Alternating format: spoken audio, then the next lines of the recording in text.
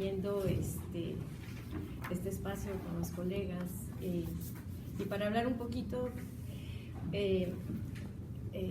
un poco la preocupación que yo quiero compartir, que quiero expresar el día de hoy. En efecto, tiene que ver con la relación que encuentro entre lo que es el populismo contemporáneo y los derechos sociales, particularmente para ver cuál es el impacto que esta relación está sugiriendo en términos de lo que es la integración de la ciudadanía o la desintegración. Solamente me permitiré lanzar algunas ideas, espero que con estas ideas podamos después discutir para que, digamos, me sigan un poco en el planteamiento. Como el título de mi ponencia lo indica, quiero establecer este vínculo entre estas dos partes, ¿no? Entre el populismo contemporáneo y los derechos sociales.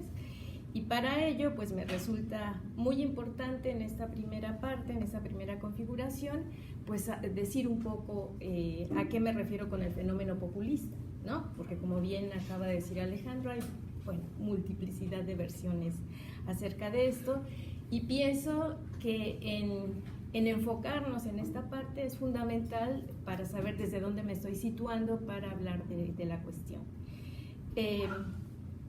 Antes que nada me gustaría decir, bueno, no se trata en mi caso de hacer una definición del concepto, ya que es imposible establecer sus características de manera que podamos dar cuenta de la totalidad en términos de la experiencia de lo que está sucediendo en el mundo hoy. Es diferente incluso el populismo en los países latinoamericanos que en Europa, que en América, que en Norteamérica. Entonces sería absurdo que yo intentara en este momento hacer como una síntesis conceptual. Sin embargo, esto no me exime de expresar los contornos de este fenómeno para que podamos entender a qué me refiero.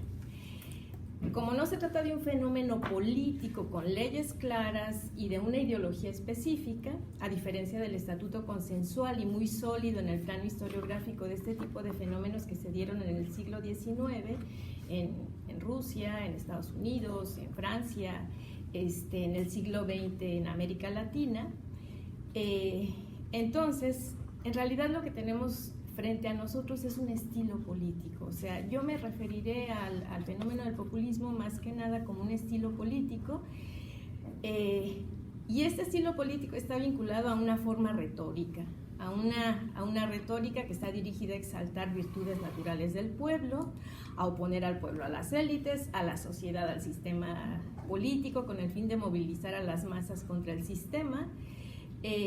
Y por supuesto, esta retórica la encontramos de diferentes maneras en los diferentes movimientos sociales y en diferentes líderes políticos. Por lo tanto, en realidad cuando hablo del fenómeno populista, me estoy refiriendo a esto en términos de un adjetivo, que es algo que vengo discutiendo desde otras intervenciones. Me parece que es más adecuado trabajar con la idea de un adjetivo, ya que se trata más bien de ponerlo en relación con algo. Y entonces, en la medida en que vamos poniendo en relación con algo el concepto, el fenómeno del populismo, entonces se va aclarando de qué estamos hablando. Y aquí paso a la segunda idea que me parece fundamental para lo que quiero discutir, que tiene que ver con el hecho de que el fenómeno populista solo puede ser comprendido hoy en su relación con un tipo particular de liberalismo. Lo más simple sería hablar de un antagonismo entre estas dos representaciones, sin embargo, pues resulta muchísimo más complejo que esto.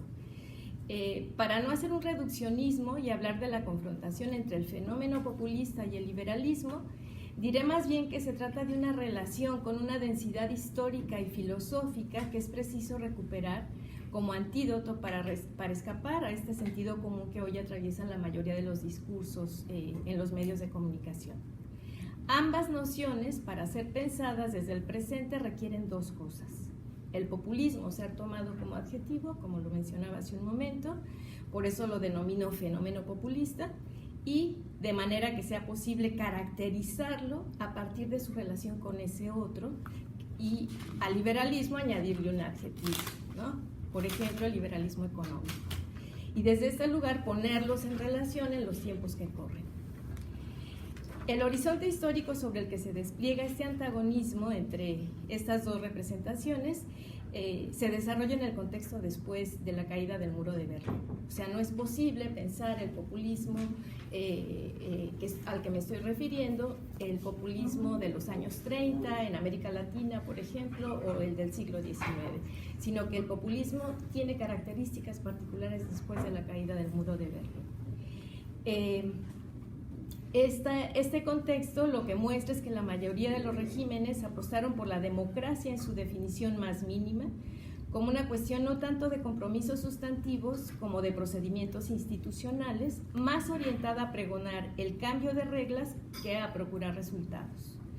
Se trató en este sentido de un régimen que adoptó el lenguaje de la posguerra fría, el fin de la historia, que fueron traducidos en términos de mercados, de libertades, de instituciones, de Estado de Derecho, de competencia, de meritocracia, de pesos y de contrapesos. Pero se trató de un régimen que en su desempeño efectivo fue de un liberalismo muy limitado, casi epidérmico. Vale decir que los niveles de pobreza, de exclusión, de violencia, de desigualdad, de discriminación, de corrupción e impunidad que se toleró realmente sí minaron cualquier posibilidad de orden liberal mínimamente funcional. La respuesta de ese liberalismo siempre fue la misma. Erradicar el retraso lleva tiempo. Era como la promesa que siempre, o lo que aparecía en el horizonte, ¿no? Tengamos paciencia, que las cosas van a cambiar, en cualquier momento se va a redistribuir la riqueza, entonces ustedes aguanten, ¿no? Sin embargo, casi 3 décadas después de seguir pidiendo paciencia, dicho gradualismo ha quedado en bancarrota. Esto no significa atribuir todos los males al liberalismo, esto sería injusto. Pero lo que sí es cierto es que en esta época el liberalismo se volvió más ideología del statu quo que conciencia crítica del mismo. La crítica populista, por su parte, fue ofreciendo en la provincia de la oposición a este régimen. Claro, sin la responsabilidad, ni los retos ni las restricciones que implican gobernar. Su articulación se fue desarrollando a partir no de una política del conflicto de la pluralidad legítima entre grupos, valores e intereses, sino de una contraposición moral entre un pueblo bueno, que hace las veces de significante vacío, para utilizar un término de Laclau, y apelando a distintas audiencias para movilizarlas en torno a una serie de agravios que las identifican. Una élite corrompida que atenta contra el interés colectivo que el liderazgo busca articular. Lo que tenemos ante nosotros entonces, más que una definición del populismo, es la representación que el liberalismo económico ha hecho de esta figura. Se trata más de una categoría que califica a quienes la utilizan que a quienes suelen verse descritos por ella. No es más que un arma de combate político que apunta a estigmatizar al adversario. Y aquí es justamente donde comienza a aparecer un primer síntoma de la lectura que tenemos de los derechos en este nuevo contexto. Desde la perspectiva del liberalismo económico, estamos siendo testigos del retroceso y de su destrucción. Por su parte, el fenómeno populista, en su afán de construir una base popular, propone como pilar de su discurso devolver al pueblo los derechos, como principio de recuperación de la vida política, al pueblo lo que es del pueblo. Como ven, no estoy oponiendo la noción de democracia al fenómeno populista, sino que estoy confrontando el liberalismo económico al fenómeno populista. Esto implica un supuesto fundamental en mi lectura, y en esto radica la tercera idea que quiero compartir, que ambos se describen bajo el paraguas democrático y como tal califican el sentido de la democracia de una manera distinta. Lo que tendrá pues entonces consecuencias en el territorio de los derechos sociales y en el papel que juega la ciudadanía. En el primer caso estaríamos hablando de la democracia liberal, insisto, léase en términos de liberalismo económico, y en el segundo caso de una democracia autoritaria, ¿no? Toda vez que se apoya en las instituciones democráticas para llegar al poder, pero luego la somete a la decisión del líder bajo el eslogan de que su punto de vista representa al pueblo.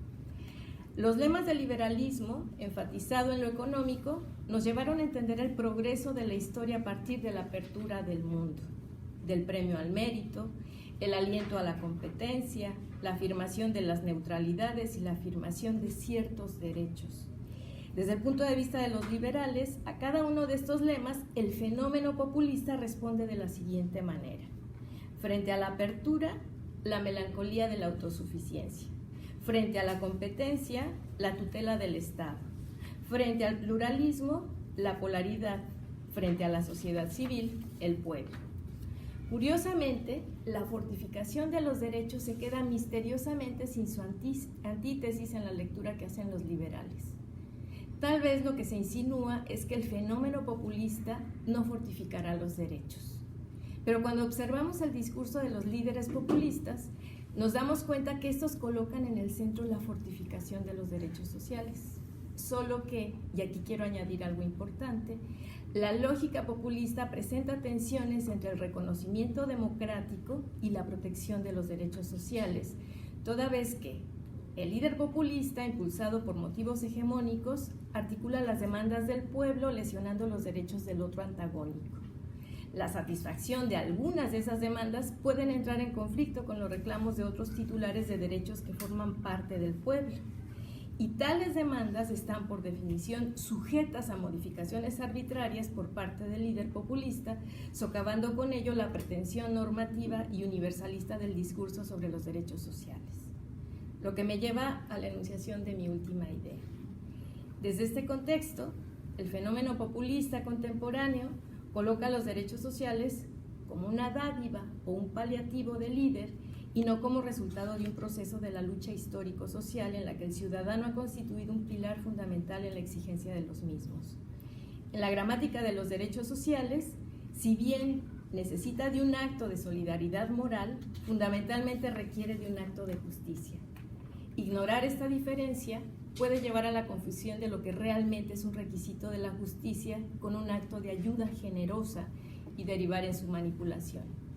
Abordar la realización de los derechos desde la dádiva del líder desintegra socialmente a la ciudadanía, ya que coloca entre paréntesis la idea de que los derechos sociales constituyen un principio emancipatorio, dirigido a integrar socialmente a los ciudadanos mediante procesos que pongan en juego una ética discursiva y una teoría normativa de democracia deliberativa que les permita ser incluidos con capacidad de decisión al interior de su comunidad política de pertenencia.